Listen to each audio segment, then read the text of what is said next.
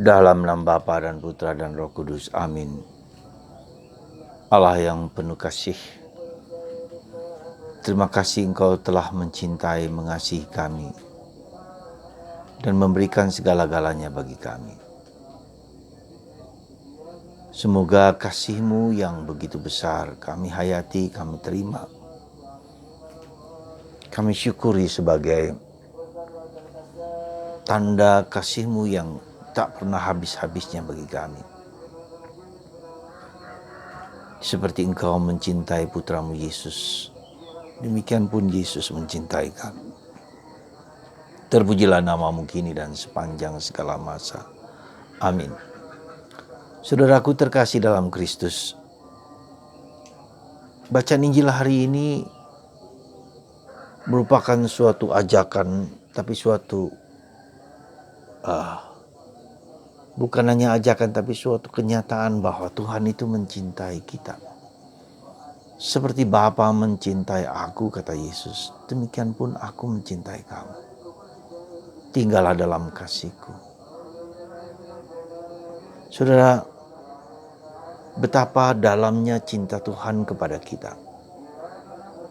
Kita diajak untuk masuk dalam misteri cintanya. Ya. Bukan misteri cinta manusiawi yang gampang rapuh, gampang jatuh. Tapi cinta yang abadi, yang merasuk di dalam seluruh kehidupan kami.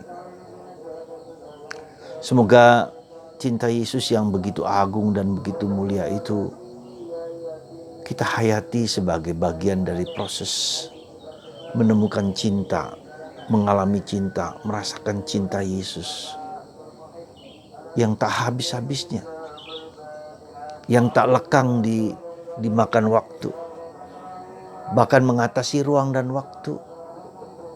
Cinta Yesus kepada kita bukan hanya di dunia ini, ya, tapi lebih daripada itu, bahkan dalam kematian pun Dia tetap mencintai kita. Dia terus mencari kita, membawa kita kepada kebersatuan dengan dirinya.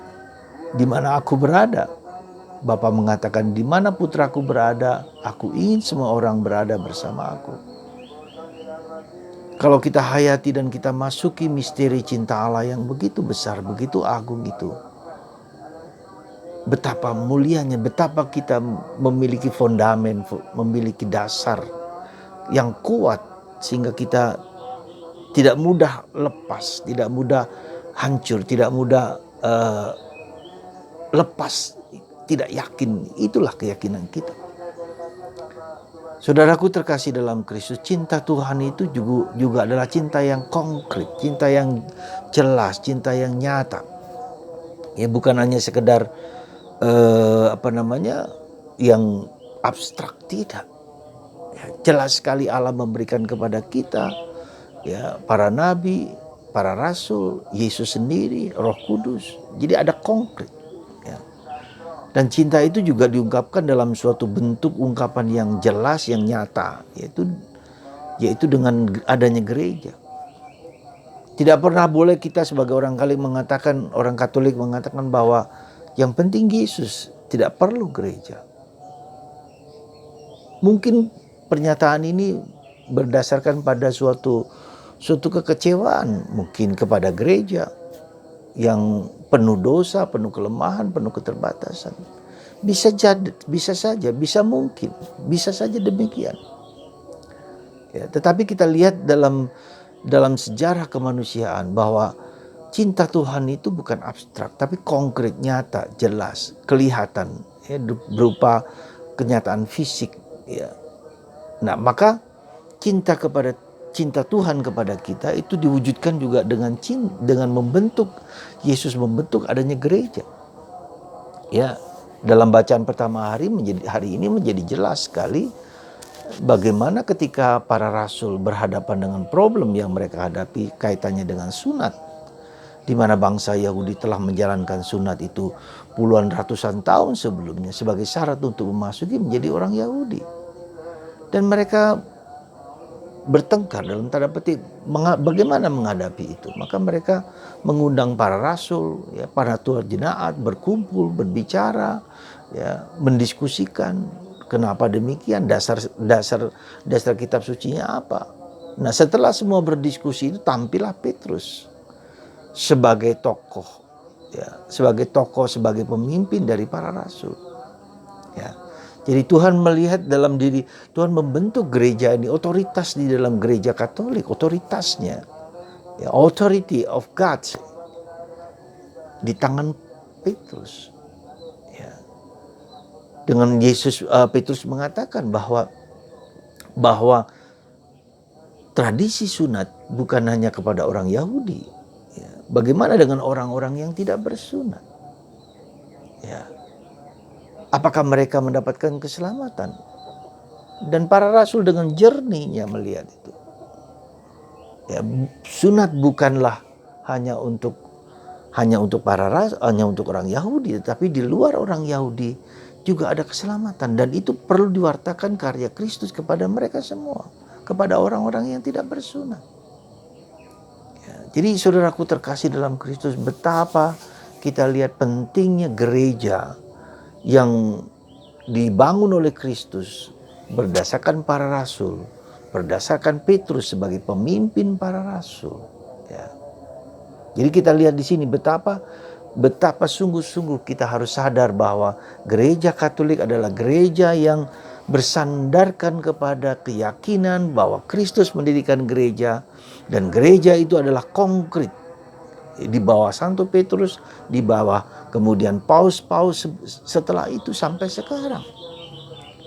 Lepas dari gereja kita penuh dosa, penuh kelemahan, penuh keterbatasan, pasti tidak bisa disangkal.